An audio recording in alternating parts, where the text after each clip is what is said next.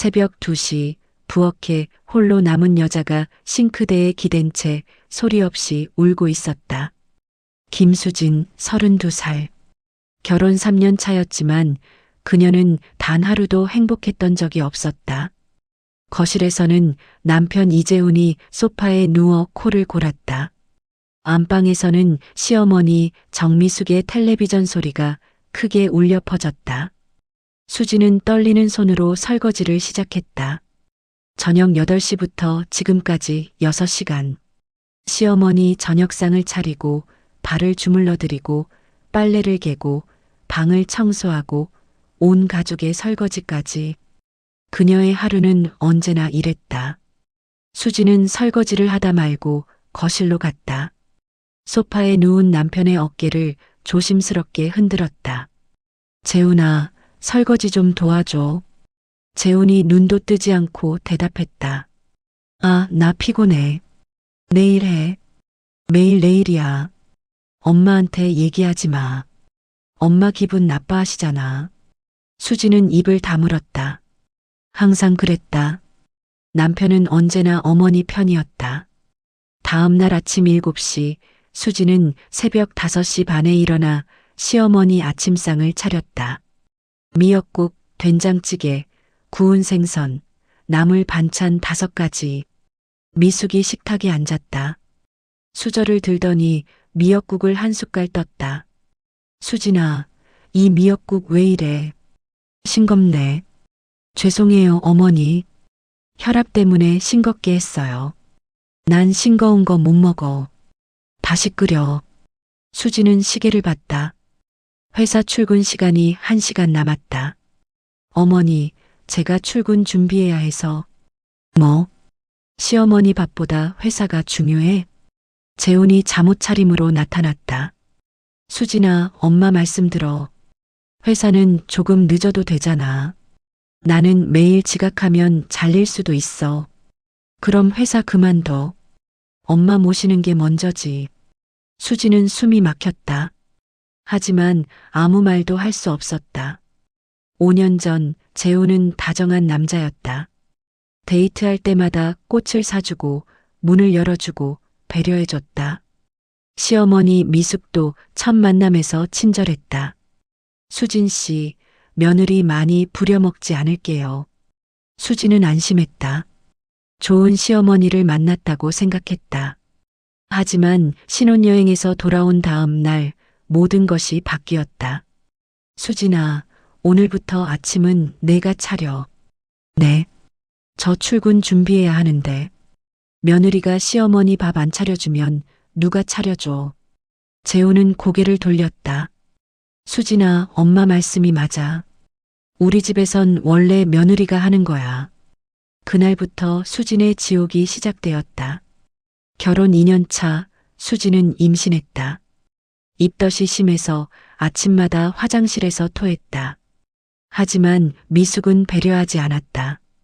임신이 병이야. 밥은 차려야지. 어머니, 저 너무 힘들어요. 나도 임신하고 시어머니 모셨어. 요즘 며느리들은 나약해. 재훈은 아무 말도 하지 않았다. 그는 언제나 어머니 편이었다. 수진이 힘들다고 말하면 참으라고 했다. 수진이 분가를 제안하면 엄마를 버릴 수 없다고 했다. 수진이 도움을 청하면 엄마 기분 나빠한다고 했다. 아이가 태어났다. 딸이었다. 미숙의 얼굴이 굳었다. 아들이 아니네.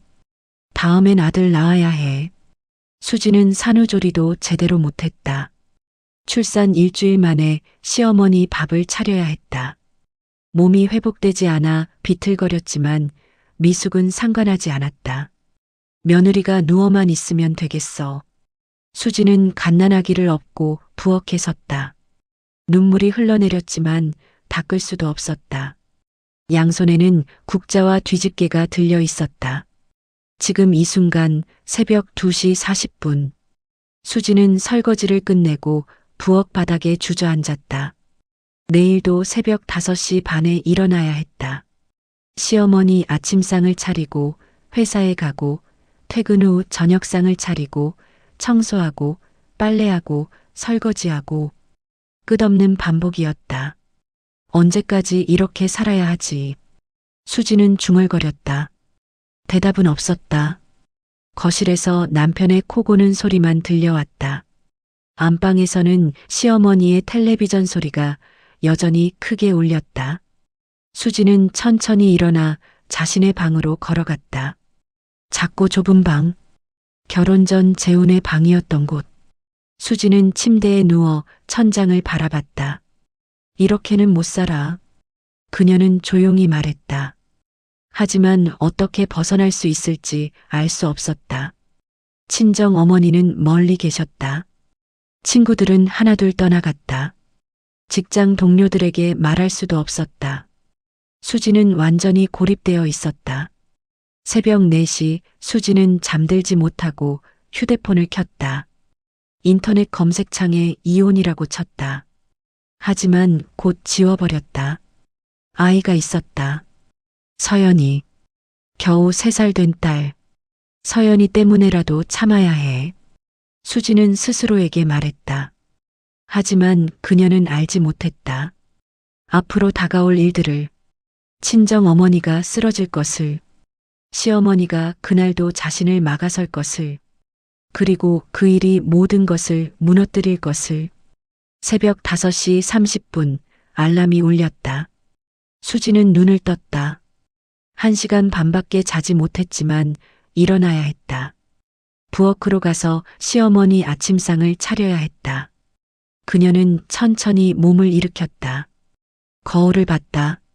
눈 밑에 다크서클이 짙게 패였다. 얼굴은 헬쑥했다. 32살이지만 40살처럼 보였다. 조금만 더 버티자. 수지는 거울 속 자신에게 말했다. 하지만 그녀의 눈에는 희망이 보이지 않았다. 앞으로 얼마나 더 버텨야 할까? 1년, 10년, 평생? 수지는 알 수 없었다. 부엌으로 가는 복도에서 안방 문틈으로 불빛이 새어나왔다. 시어머니도 깨어 있었다. 수진이 밥을 차리러 가는 소리를 듣고 있을 것이었다. 감시하듯 수지는 부엌 불을 켰다. 그리고 쌀을 씻기 시작했다. 오늘도, 내일도, 모레도 끝없이 반복될 하루가 시작되었다. 결혼 4년 차가 되던 해 가을, 수지는 한계에 다다랐다. 매일 새벽 5시 반에 일어나 시어머니 아침상을 차리고 회사에 지각하며 퇴근 후 저녁상을 차리는 일. 그 반복 속에서 수진의 몸과 마음은 조금씩 무너지고 있었다. 어느 날 저녁 수진은 용기를 냈다. 재훈이 퇴근하고 저녁을 먹은 후였다. 미숙은 안방에서 텔레비전을 보고 있었다. 재훈아, 우리 분가하자. 재훈이 휴대폰에서 눈을 떼지 않고 대답했다. 갑자기 무슨 소리야? 나 더 이상 못 버티겠어. 엄마랑 같이 사는 거. 재훈의 손이 멈췄다. 그가 천천히 고개를 들었다. 수진아, 엄마 혼자 두고 가라고? 혼자가 아니잖아. 우리가 가까운 데 살면 되지. 안 돼. 엄마가 외로워하시는데. 수진의 목소리가 떨렸다. 나는 안 외로울 것 같아? 넌 젊잖아. 엄마는 나이 드셨어. 나도 사람이야. 나도 힘들어. 재훈이 자리에서 일어났다. 이 얘기 그만하자. 엄마한테 들으시면 서운해하셔. 그는 안방으로 걸어갔다. 수지는 거실에 홀로 남았다. 벽시계 소리만 똑딱똑딱 울렸다. 다음 날 아침 미숙이 수진을 불렀다. 수진이 부엌에서 설거지를 하고 있을 때였다. 수진아, 이리 와봐. 수진은 물기를 닦고 안방으로 갔다. 미숙은 침대에 앉아 있었다. 얼굴에는 미소가 없었다. 재훈한테 들었어. 분가하고 싶다며? 수진은 아무 말도 하지 못했다. 내가 그렇게 싫어? 미숙의 눈에 눈물이 고였다. 내가 며느리 하나 제대로 못 들여서 이렇게 구박받는구나. 어머니, 그게 아니라. 그럼 뭐야? 나 혼자 살라는 거지. 복도에서 재훈의 목소리가 들렸다. 엄마, 무슨 일이야? 재훈이 안방으로 들어왔다. 미숙의 눈물을 보자 그의 얼굴이 굳었다. 수진아, 엄마 왜 우셔? 재훈아, 나는 당장 엄마한테 사과해. 내가 뭘 잘못했는데? 엄마 마음 아프게 했잖아. 수진은 무너졌다. 미숙 앞에 무릎을 꿇었다. 죄송해요, 어머니. 미숙은 눈물을 닦으며 고개를 끄덕였다. 괜찮아, 수진아. 엄마가 이해해. 하지만 그날 밤부터 미숙의 요구는 더 심해졌다. 아침상에 반찬이 하나 적으면 불평했다. 빨래가 조금만 늦어도 핀잔을 주었다. 청소가 마음에 들지 않으면 다시 하라고 했다. 수지는 참았다. 참을 수밖에 없었다. 그해 겨울, 수진의 친정 어머니가 쓰러졌다. 뇌졸중이었다. 수지는 회사에서 동생의 전화를 받았다. 언니, 엄마가 쓰러지셨어. 지금 응급실이야. 수진의 손이 떨렸다. 휴대폰을 떨어뜨릴 뻔했다. 어느 병원? 서울대병원. 빨리 와. 수지는 가방을 들고 뛰쳐나갔다. 하지만 집에 들러야 했다. 서연이를 돌봐줄 사람이 필요했다. 집에 도착했을 때 재훈이 소파에 앉아 있었다. 수지는 숨을 헐떡이며 말했다. 재훈아, 엄마가 쓰러지셨대. 병원 가야 해. 재훈이 시계를 봤다. 지금? 그런데 오늘 우리 엄마 생신인데? 수지는 귀를 의심했다. 뭐? 생신상 차려놔야 하잖아. 지금 내 엄마가 응급실에 있다고. 그래도 오늘은 우리 엄마 생신이야. 내일 가면 안 돼? 수진의 목소리가 떨렸다. 미쳤어. 사람이 죽을 수도 있는데. 안방 문이 열렸다. 미숙이 나왔다. 그녀는 수진을 차갑게 바라봤다. 수진아, 오늘은 내 생일이야. 친정 엄마는 내일 가도 되잖아. 어머니, 제발이요. 며느리가 시어머니 생신도 안 챙기면 되겠어? 재훈이 수진의 팔을 잡았다. 수진아, 엄마 말씀 들어. 내일 같이 가줄게. 수진은 재훈의 손을 뿌리쳤다. 그녀는 가방을 들고 현관문을 열었다. 나. 문을 쾅 닫고 나왔다. 계단을 뛰어 내려갔다. 눈물이 흘러내렸지만 닿지 않았다. 택시를 잡아 타고 병원으로 향했다. 병원에 도착했을 때 응급실은 붐볐다. 수지는 동생을 찾았다. 동생이 복도 끝에 주저앉아 울고 있었다. 언니, 엄마는 의식불명이야. 의사 선생님이. 의사가 나왔다. 마스크를 벗으며 고개를 저었다. 골든타임을 놓쳤습니다. 최선을 다해보겠습니다. 수지는 그 자리에 무너져 내렸다. 동생이 수진을 부축했다. 두 자매는 복도에 앉아 울었다. 그날 밤 친정 어머니는 눈을 뜨지 못했다. 새벽 3시 의사가 나와 말했다. 유가족분들 들어오세요. 수진과 동생은 중환자실로 들어갔다. 어머니는 침대에 누워 계셨다. 인공호흡기가 연결되어 있었다. 수지는 어머니 손을 잡았다. 차가웠다. 엄마. 대답이 없었다. 엄마, 미안해요. 어머니의 손은 점점 더 차가워졌다. 새벽 4시 15분, 심전도가 평평해졌다. 의사가 조용히 말했다. 삼가 고인의 명복을 빕니다. 수지는 어머니 손을 놓지 못했다. 동생이 울부짖었다. 수지는 울음도 나오지 않았다. 그저 멍하니 어머니를 바라봤다. 사흘 후 장례식장. 조문객들이 다녀갔다. 수지는 상주석에 앉아 있었다. 검은 상복을 입고 눈은 퉁퉁 부어 있었다. 재훈과 미숙이 들어왔다. 흰 국화 한 다발을 들고 미숙이 영정 앞에 절을 했다. 그리고 수진에게 다가왔다. 안 됐구나. 그래도 어머님 편히 가셨을 거야. 수진은 미숙을 바라봤다. 눈에는 증오만 가득했다. 당신 때문이에요. 미숙의 얼굴이 굳었다. 뭐, 당신이 날 못 가게 했잖아요. 엄마 마지막도 못 봤어요. 수진아, 지금 무슨 말을. 골든타임을 놓쳤대요. 1시간만 빨리 왔어도 살릴 수 있었대요. 재훈이 수진의 팔을 잡았다. 수진아, 정신 차려. 엄마한테 왜 그래? 수진은 재훈의 손을 뿌리쳤다. 목소리가 떨렸다. 놓으라고. 나 이제 못 살아. 수진아, 이혼할 거야. 장례식장이 조용해졌다. 조문객들이 수진을 바라봤다. 재훈의 얼굴이 창백해졌다. 지금 무슨 소리 하는 거야? 나 더 이상 못 참아. 이혼해. 미숙이 수진의 어깨를 잡았다. 수진아, 정신 차려. 친정 엄마 돌아가셔서 힘든 거 아니까. 수진은 미숙의 손을 뿌리쳤다. 손대지 마세요. 그녀는 자리에서 일어났다. 상주석을 떠나 밖으로 나갔다. 재훈이 뒤따라 나왔다. 수진아, 어디가? 집 안 갈 거야. 당신이랑도 안 살 거고. 미쳤어? 서연이는 어떡하고? 수진의 발걸음이 멈췄다. 서연이. 겨우 3살 된 딸. 수진은 주먹을 쥐었다. 그리고 다시 걸었다. 서연이는 내가 데리고 나갈 거야. 재훈이 수진의 앞을 막아섰다. 안 돼.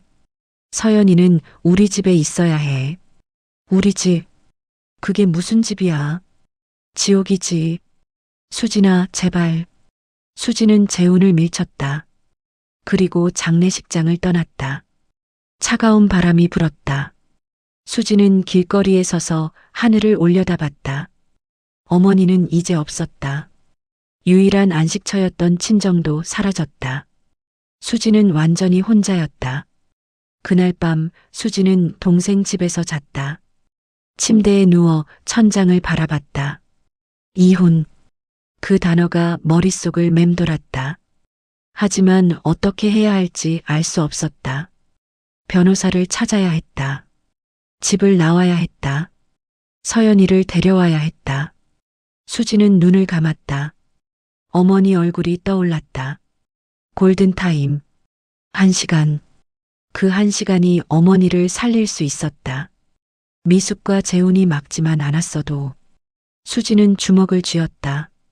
용서 못해. 그녀는 조용히 중얼거렸다. 이제 돌아갈 곳은 없었다. 남은 것은 서연이뿐이었다. 수진은 결심했다. 무슨 일이 있어도 딸을 지켜야 했다. 그리고 그 지옥에서 벗어나야 했다.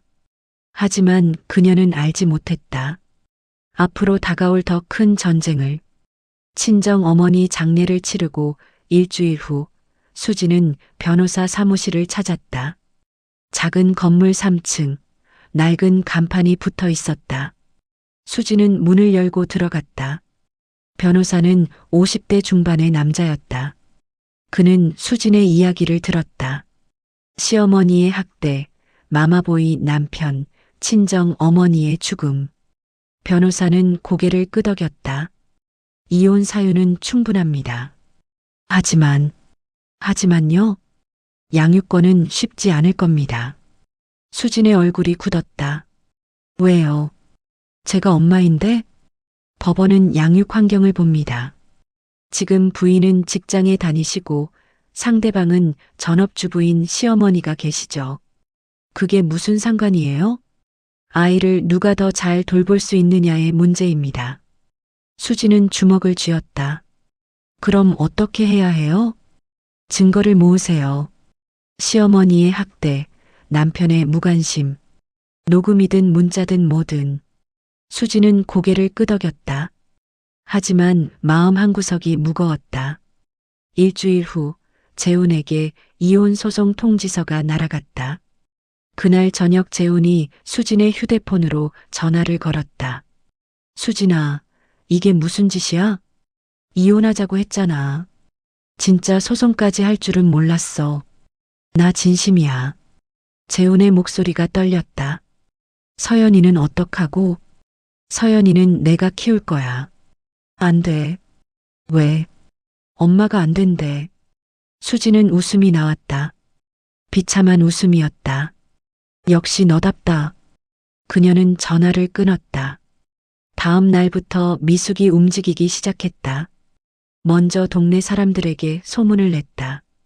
슈퍼마켓 앞에서, 교회 앞에서, 아파트 경로당에서 우리 며느리가 친정 엄마 장례식 끝나자마자 이혼하겠대요. 효도도 안 하고 시어머니 구박만 하더니 아이 키우기 싫어서 도망가는 거래요. 소문은 빠르게 퍼졌다. 수진이 회사에 출근하면 동료들이 수군거렸다. 수진이 마트에 가면 사람들이 손가락질했다. 수진은 점점 고립되어 갔다. 한 달 후 법원에서 첫 조정 기일이 잡혔다. 수진은 변호사와 함께 법정에 들어갔다. 재훈과 미숙 그리고 그들의 변호사가 앉아 있었다. 재판부가 들어왔다. 조정위원이 말했다. 양측 모두 합의를 시도해 보시죠. 하지만 합의는 없었다. 재훈 측 변호사가 입을 열었다. 원고 김수진 씨는 결혼 생활 동안 가사를 제대로 하지 않았습니다. 수진이 자리에서 일어났다. 거짓말이에요. 조정위원이 손을 들었다. 앉으세요. 변호사를 통해 말씀하십시오. 수진의 변호사가 반박했다. 근거가 있습니까? 재훈 측 변호사가 서류를 제출했다. 미숙의 병원 진료 기록이었다. 스트레스성 위염, 불면증, 우울증. 시어머니는 며느리의 학대로 병을 얻었습니다. 수지는 믿을 수 없었다. 미숙이 언제 병원에 갔단 말인가. 재훈 측 변호사가 계속 말했다. 또한 원고는 육아를 방치했습니다. 이번에는 사진들이 제출됐다. 수진이 친구와 커피를 마시는 사진. 수진이 혼자 영화관에 간 사진. 수진이 백화점에서 쇼핑하는 사진. 아이를 팽개치고 놀러 다녔습니다. 수진의 목소리가 떨렸다. 그건 한 달에 한 번. 조용히 하십시오. 조정위원이 고개를 저었다. 오늘 조정은 결렬입니다. 다음 재판 기일에 뵙겠습니다. 수진은 법정을 나왔다. 다리에 힘이 풀렸다. 복도 벤치에 앉았다. 변호사가 옆에 앉았다. 부인, 상대방이 준비를 많이 했습니다. 어떻게 해야 해요? 우리도 증거를 모아야 합니다. 하지만 수진에게는 증거가 없었다. 시어머니를 녹음한 것도 남편과 다툰 문자도 없었다. 그저 참고 살았을 뿐이었다. 석 달이 지났다. 재판은 계속되었다. 재훈 측은 매번 새로운 증거를 내놓았다. 이웃의 허위 진술서, 며느리가 소리 지르는 걸 들었어요. 친척의 증언, 시어머니가 며느리 때문에 우신다고 하더라고요. 심지어 재훈의 회사 동료까지 나왔다. 재훈 씨가 집에서 힘들어하는 걸 봤습니다. 수지는 혼자였다. 친정 어머니는 돌아가셨고 동생은 멀리 살았다. 친구들은 하나둘 연락을 끊었다. 수진의 변호사만이 유일한 편이었다.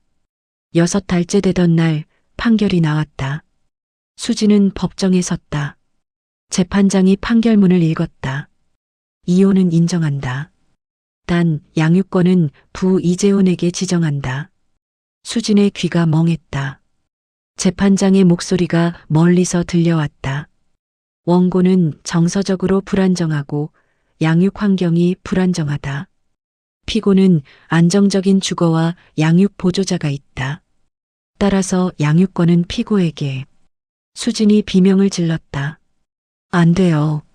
재판장이 망치를 두드렸다. 정숙하십시오. 제 딸이에요. 제발이요. 판결은 확정되었습니다. 수진은 그 자리에 주저앉았다. 변호사가 수진을 일으켰다. 부인, 일어나세요. 수진은 일어날 수 없었다. 법정 밖으로 끌려 나왔다. 복도에서 재훈과 미숙이 서 있었다. 미숙은 미소를 지었다. 재훈은 고개를 돌렸다. 수진은 그들을 지나쳐 걸었다. 엘리베이터를 타고 1층으로 내려왔다. 법원 앞 계단에 앉았다. 사람들이 지나다녔다. 수지는 그저 앉아 있었다. 하늘을 올려다봤다. 구름이 천천히 흘러갔다. 일주일 후 마지막 면회 날이었다. 수지는 재훈의 집 앞에 섰다. 초인종을 눌렀다. 미숙이 문을 열었다. 들어와. 수지는 거실로 들어갔다. 서연이가 소파에 앉아 있었다. 겨우 3살. 엄마가 왜 오랫동안 안 보였는지 모르는 나이. 서연아. 서연이 수진을 봤다. 잠시 망설이다가 달려왔다. 엄마. 수진은 서연을 안았다. 눈물이 흘러내렸다. 엄마가 미안해. 엄마, 왜 울어? 아니야. 엄마 안 울어. 수지는 서연을 꼭 안았다. 작은 몸이 따뜻했다. 심장 소리가 들렸다. 수지는 서연의 귀에 속삭였다. 엄마 잊지 마. 엄마가 너 정말 사랑해. 나도 사랑해, 엄마. 미숙이 시계를 봤다. 시간 됐어. 재훈이 나타났다. 그가 서연을 데려갔다. 서연아, 할머니한테 가자. 엄마. 서연이 수진을 돌아봤다. 수진은 손을 흔들었다. 웃으려 했지만 울음만 나왔다. 문이 닫혔다. 수진은 복도에 섰다. 그리고 천천히 계단을 내려갔다. 아파트 단지를 나와 버스 정류장에 섰다. 저녁 해가 지고 있었다. 수지는 가방에서 휴대폰을 꺼냈다. 서연과 찍은 사진을 봤다. 돌잔치 때 찍은 사진. 처음 걸음마를 뗐을 때 찍은 사진. 유치원에 처음 간 날 찍은 사진. 수지는 휴대폰을 쥐었다. 주먹에 힘이 들어갔다. 포기하지 않을 거야. 그녀는 중얼거렸다. 한 달에 한 번 면회. 그것만이 수진에게 남은 전부였다. 하지만 그것만으로는 부족했다. 수지는 서연을 다시 데려와야 했다. 어떻게든, 언젠가는. 그녀는 그렇게 믿었다. 하지만 세상은 냉혹했다. 그리고 시간은 수진의 편이 아니었다. 10년이 흘렀다. 수진은 42살이 되었다. 작은 원룸에서 혼자 살았다. 이혼 후 모든 것을 잃었다. 직장은 소송 중에 그만두었고 집은 팔아야 했다. 친구들은 하나둘 연락을 끊었다. 수지는 편의점 야간 알바로 겨우 살아갔다. 밤 11시부터 아침 7시까지. 그 시간이 수진의 전부였다. 매달 한 번 서연을 만날 수 있었다. 법원이 정한 면회권이었다. 수지는 그날을 손꼽아 기다렸다. 달력에 빨간 동그라미를 쳤다. 면회 날이 다가오면 옷을 골랐다. 서연이 좋아할 만한 선물도 샀다. 하지만 만남은 늘 짧았다. 1시간, 60분. 그것이 전부였다. 오늘도 면회 날이었다. 수지는 약속 장소인 카페 앞에 섰다. 서연이 먼저 와 있었다. 13살. 벌써 중학생이었다. 수지는 카페 문을 열고 들어갔다. 서연아. 서연이 고개를 들었다. 무표정한 얼굴이었다. 앉으세요. 수지는 마주 앉았다. 서연은 휴대폰을 내려놓지 않았다. 요즘 학교는 어때? 괜찮아요. 공부는 잘 되고. 네. 짧은 대답만 돌아왔다. 수지는 가방에서 선물을 꺼냈다. 이거 내가 좋아할 것 같아서. 서연이 상자를 열었다. 귀걸이였다. 서연은 잠시 보더니 상자를 닫았다. 감사해요. 마음에 안 들어? 아니에요. 예쁜데요. 하지만 서연의 목소리에는 온기가 없었다. 수지는 커피를 주문했다. 서연은 주스를 시켰다. 둘은 말없이 앉아 있었다. 수진이 먼저 입을 열었다. 엄마가 하고 싶은 말이 있어. 서연이 휴대폰을 내려놓았다. 뭔데요? 엄마가 사실은. 엄마, 그만해요. 서연의 목소리가 차가웠다. 수지는 멈칫했다. 응. 할머니한테 다 들었어요. 뭘? 엄마가 할머니 괴롭히고 아빠 괴롭혔다고. 수지는 고개를 저었다. 그건 아니야. 할머니가. 거짓말하지 마세요. 서연의 목소리가 높아졌다. 주변 사람들이 쳐다봤다. 할머니가 거짓말할 리 없어요. 서연아, 엄마 말 좀 들어봐. 듣기 싫어요. 서연이 자리에서 일어났다. 저 이제 안 올래요. 뭐? 엄마 보기 싫어요. 수진이 서연의 손을 잡았다. 서연아, 제발. 서연이 손을 뿌리쳤다. 나요. 서연은 카페를 나갔다. 수진은 그 자리에 남았다. 테이블 위에 놓인 귀걸이 상자. 서연이 두고 간 것이었다. 수진은 상자를 집어들고 서연에게로 달려갔다. 서연아, 제발 이거라도 가지고 가. 수진은 서연에게 귀걸이 상자를 억지로 쥐어줬다. 서연은 귀걸이 상자를 들고 급히 가버렸다. 손이 떨렸다. 일주일 후 수진은 재훈에게 전화를 걸었다. 한참 만에 재훈이 받았다. 뭐야? 왜 전화했어? 서연이 면회 안 온다고 하던데. 응. 본인이 싫다는데 어쩌겠어. 재훈아, 제발 설득 좀 해줘. 나도 어쩔 수 없어. 서연이는 내 딸이야. 법적으로는 내 딸이야. 재훈은 전화를 끊었다. 수지는 휴대폰을 쥔 채 서 있었다. 원룸 창밖으로 도시의 불빛이 보였다. 멀리서 사이렌 소리가 들렸다. 수지는 침대에 앉았다. 베개를 안았다. 한 달이 지났다. 면회 날이 왔지만 서연은 나타나지 않았다.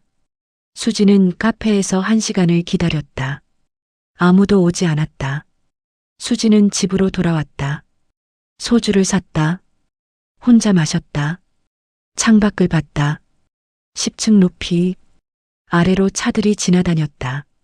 수지는 창문을 열었다. 바람이 들어왔다. 차가웠다. 내 인생은 대체 뭐였을까? 수지는 중얼거렸다. 결혼하지 말걸. 재훈을 만나지 말걸. 친정 엄마가 응급실에 실려간 날 강제로라도 갈걸.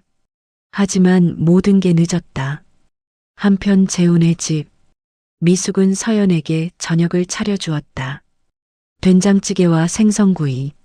서연이 숟가락을 들었다. 할머니, 맛있어요. 그래, 많이 먹어. 할머니가 제일 좋아요. 미숙은 흐뭇하게 웃었다. 재훈도 옆에 앉았다. 엄마, 역시 엄마가 최고예요. 당연하지. 미숙은 서연의 머리를 쓰다듬었다. 서연아, 엄마 또 연락 왔어. 싫어요. 그래. 안 만나도 돼. 서연은 고개를 끄덕였다. 저녁을 먹고 자기 방으로 들어갔다. 수지는 매일 밤 술을 마셨다. 편의점에서 일하고 집에 돌아오면 소주 한 병. 그것이 일상이었다. 어느 날 밤 수지는 취한 채로 휴대폰을 켰다. 서연에게 문자를 보냈다. 서연아, 엄마야. 보고 싶어. 한 번만 만나자. 답장은 오지 않았다. 수지는 다시 문자를 보냈다. 엄마가 미안해. 엄마 말 좀 들어줘. 여전히 답장이 없었다. 수지는 전화를 걸었다. 신호음이 울렸다. 하지만 서연은 받지 않았다. 수지는 계속 전화를 걸었다. 5번, 10번, 15번째에 서연이 받았다. 왜 자꾸 전화해요? 서연아, 술 드셨어요. 수지는 말을 잇지 못했다. 엄마, 이러지 마세요. 미안해. 이제 전화하지 마세요. 문자도요. 서연아, 제발. 서연이 전화를 끊었다. 수지는 휴대폰을 바닥에 떨어뜨렸다. 화면이 깨졌다. 수지는 그 자리에 주저앉았다. 다음 날 수지는 동생에게 전화를 걸었다. 동생은 부산에 살았다. 언니, 나야. 무슨 일이야? 서연이가 날 안 만나려 해. 동생은 한숨을 쉬었다. 언니, 서연이한테 집착하지 마. 집착이 아니야. 내 딸인데. 법적으로는 언니 딸 아니잖아. 그래도 언니, 이제 놔줘. 언니 인생도 살아야지. 수지는 대답하지 못했다.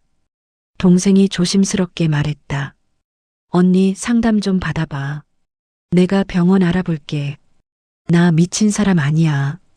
그런 뜻이 아니라. 수지는 전화를 끊었다. 원룸 안은 조용했다. 냉장고 소리만 웅웅거렸다. 수지는 창문으로 갔다. 다시 창문을 열었다. 아래를 내려다봤다. 10층. 한순간이면 모든 게 끝날 것 같았다. 수지는 눈을 감았다. 엄마, 미안해요. 그녀는 중얼거렸다. 친정 어머니의 얼굴이 떠올랐다. 골든타임을 놓쳤던 그날. 미숙이 막았던 그날. 수지는 눈을 떴다.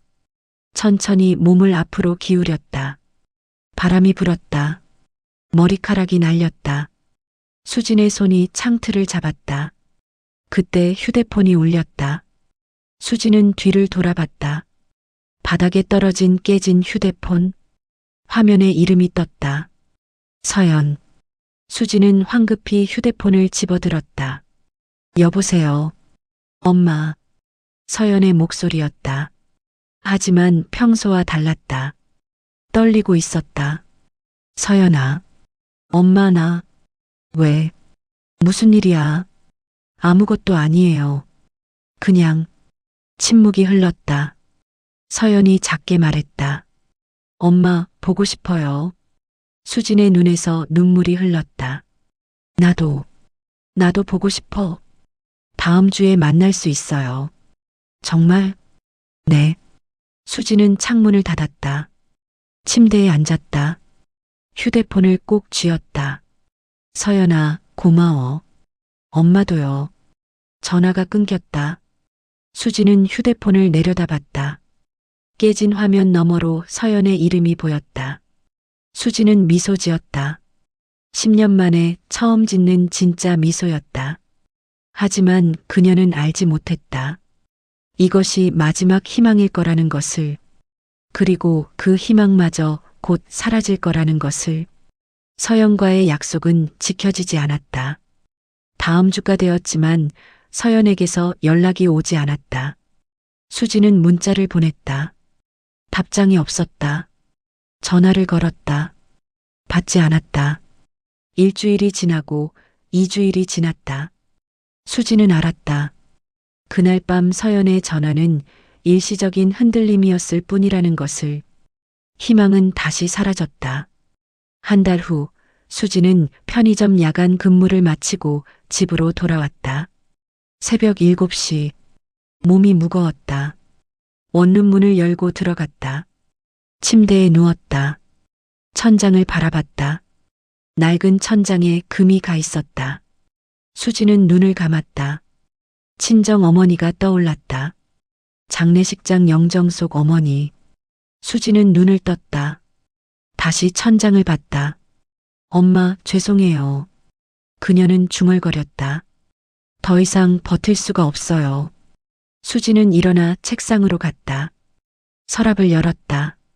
편지지를 꺼냈다. 펜을 들었다. 떨리는 손으로 글자를 썼다. 서연아, 엄마가 미안해. 펜이 멈췄다. 수지는 한참 생각했다. 그리고 다시 썼다. 엄마가 너를 지켜주지 못했어. 할머니 말 다 믿지 마. 엄마는 너를 사랑했어. 평생. 수지는 펜을 내려놓았다. 편지를 봉투에 넣었다. 책상 위에 올려놓았다. 그리고 창문으로 갔다. 창문을 열었다. 새벽 공기가 차가웠다. 아래를 내려다봤다. 10층. 사람들이 출근길에 나서고 있었다. 수지는 창틀에 손을 올렸다. 천천히 몸을 앞으로 기울였다. 서연아, 미안해. 바람이 불었다. 수지는 눈을 감았다. 그리고 떨어졌다. 다음 날 아침 뉴스 속보가 흘렀다. 서울 관악구 한 아파트에서 40대 여성이 투신해 숨졌습니다. 유서가 발견됐으며 경찰은 자살로 보고 조사 중입니다. 재훈이 뉴스를 봤다. 화면에 나온 아파트가 낯익었다. 그는 휴대폰을 꺼냈다. 경찰서에서 온 부재중 전화가 있었다. 재우는 전화를 걸었다. 경찰이 말했다. 고인과 관계가 어떻게 되십니까? 전 부인입니다. 유서가 있습니다. 따님 앞으로요. 재우는 말을 잇지 못했다. 경찰서로 갔다. 유서를 받았다. 봉투에 서연의 이름이 적혀 있었다. 재우는 봉투를 쥔 채 집으로 돌아왔다. 미숙이 거실에 있었다. 무슨 일이야? 수진이가 죽었어요. 미숙의 얼굴이 굳었다. 뭐? 자살했대요. 미숙은 잠시 침묵했다. 그리고 한숨을 쉬었다. 안 됐네. 그게 전부였다. 재우는 봉투를 내려다봤다. 서연이한테 줘야 할까요? 뭐를? 유서요. 미숙이 봉투를 낚아챘다. 줄 필요 없어. 하지만 엄마 유언인데요. 서연이 상처받잖아. 미숙은 봉투를 들고 부엌으로 갔다. 가스레인지에 불을 켰다. 봉투를 불에 가져갔다. 엄마 뭐 하세요?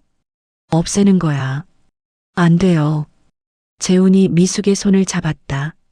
하지만 미숙은 이미 봉투를 불에 댔다. 종이가 타올랐다. 재훈은 손을 놓았다. 봉투는 재가 되어 떨어졌다. 미숙은 재를 쓰레기통에 버렸다. 서연이한테는 말하지 마. 하지만 약한 엄마였다고만 해. 그게 나아. 재훈은 고개를 끄덕였다. 저녁 서연이 학교에서 돌아왔다. 미숙이 서연을 불렀다. 서연아, 이리 와봐. 서연이 거실로 왔다. 할머니, 왜요? 할머니가 할 말이 있어. 미숙은 서연을 앉혔다. 그리고 조심스럽게 말했다. 내 엄마가 돌아가셨어. 서연의 눈이 커졌다. 네. 자살했대. 서연은 아무 말도 하지 못했다. 엄마는 약한 사람이었어. 잊어버리렴. 서연은 고개를 끄덕였다. 네, 할머니. 하지만 그날 밤 서연은 잠들지 못했다. 침대에 누워 천장을 바라봤다. 엄마 얼굴이 떠올랐다. 마지막으로 만났던 카페. 엄마가 준 귀걸이. 서연은 일어나 책상 서랍을 열었다. 귀걸이 상자를 꺼냈다. 뚜껑을 열었다. 은색 귀걸이가 들어 있었다. 서연은 귀걸이를 만졌다. 차가웠다. 그녀는 상자를 다시 닫았다. 서랍에 넣었다. 침대로 돌아갔다. 베개에 얼굴을 묻었다. 울음이 나왔다. 소리 없이 울었다. 10년이 흘렀다. 서연은 23살이 되었다. 대학을 졸업하고 취직을 준비했다. 어느 날 집을 정리하던 중이었다. 할머니 방 청소를 돕고 있었다. 옷장 깊은 곳에서 오래된 상자를 발견했다. 먼지가 쌓여 있었다. 서연은 상자를 열었다. 낡은 공책이 들어 있었다. 표지에 글씨가 적혀 있었다. 김수진의 일기. 서연은 멈칫했다. 엄마의 일기장이었다. 그녀는 공책을 펼쳤다. 첫 페이지를 읽었다. 결혼 1년 차. 오늘도 시어머니 밥을 3번 다시 지었다. 재훈이는 나를 도와주지 않는다. 하지만 서연이를 보면 버틸 수 있다. 서연은 다음 페이지를 넘겼다. 서연이가 오늘 처음 걸음마를 뗐다. 너무 기뻤다. 이 아이 때문에라도 살아야 한다. 서연의 손이 떨렸다. 페이지를 계속 넘겼다. 오늘 친정 엄마가 돌아가셨다. 시어머니가 날 못 가게 했다. 골든타임을 놓쳤다. 나는 엄마 마지막도 못 봤다. 서연은 울음을 참았다. 마지막 페이지를 펼쳤다. 서연아, 엄마가 너를 얼마나 사랑하는지 아니? 엄마는 매일 내 생각을 한다. 언젠가 내가 이 일기를 읽을까? 그때는 엄마를 이해해 주길. 서연은 일기장을 덮었다. 눈물이 흘러내렸다. 그녀는 무너져 내렸다. 엄마, 미안해요. 할머니가 말했던 것들이 모두 거짓이었다. 엄마는 나쁜 사람이 아니었다. 엄마는 자신을 사랑했다. 그리고 자신은 그 사랑을 짓밟았다. 일주일 후 서연은 엄마 산소를 찾았다. 13년 만이었다. 묘비에는 이렇게 새겨져 있었다. 김수진 1984년부터 2026년. 사랑하는 딸 서연의 엄마. 서연은 무덤 앞에 무릎을 꿇었다. 준비해온 꽃다발을 놓았다. 엄마, 이제야 왔어요. 바람이 불었다. 나뭇잎이 흔들렸다. 엄마, 미안해요. 제가 엄마를 믿었어야 했는데. 서연은 가방에서 귀걸이 상자를 꺼냈다. 13년 동안 간직했던 그것. 뚜껑을 열었다. 귀걸이를 꺼내 귀에 걸었다. 엄마가 준 거. 이제야 해요. 서연은 무덤에 손을 얹었다. 차가운 돌이었다. 엄마, 저 때문에 힘드셨죠? 할머니 말만 믿고 엄마를 미워했어요. 용서해 주세요. 하지만 대답은 없었다. 바람만 불었다. 서연은 주저앉아 울었다. 하늘은 흐렸다. 곧 비가 내릴 것 같았다. 엄마, 보고 싶어요. 서연의 목소리는 바람에 흩어졌다. 석양이 묘지를 붉게 물들였다. 서연은 떠나지 못했다. 무덤 앞에 계속 앉아 있었다. 해가 지고 어둠이 내렸다. 관리인이 다가왔다. 손님, 이제 문 닫습니다. 서연은 천천히 일어났다. 무덤을 한 번 더 쓰다듬었다. 엄마, 다시 올게요. 그녀는 돌아섰다. 산소를 내려왔다. 주차장에 혼자 섰다. 하늘을 올려다봤다. 별이 보였다. 엄마도 저 별 보고 계실까? 서연은 중얼거렸다. 대답은 없었다. 그녀는 차에 올라탔다. 시동을 걸었다. 하지만 출발하지 못했다. 핸들에 머리를 기댔다. 다시 울음이 터졌다. 13년. 너무 긴 시간이었다. 돌이킬 수 없는 시간. 서연은 깨달았다. 진실을 알았을 때는 이미 늦었다는 것을, 용서를 구할 수 없다는 것을, 엄마는 영원히 돌아오지 않는다는 것을. 엄마, 사랑해요. 서연은 마지막으로 말했다. 하지만 그 말은 엄마에게 닿지 않았다. 어둠 속으로 사라졌다. 서연은 차를 몰아 집으로 향했다. 백미러에 비친 묘지가 점점 멀어졌다. 엄마는 그곳에 남았다. 홀로, 영원히. 구독과 좋아요, 알림 설정은 스토리 제작에 큰 힘이 됩니다. 끝까지 들어주셔서 정말 감사합니다. 더 좋은 인생 사연으로 찾아뵙겠습니다.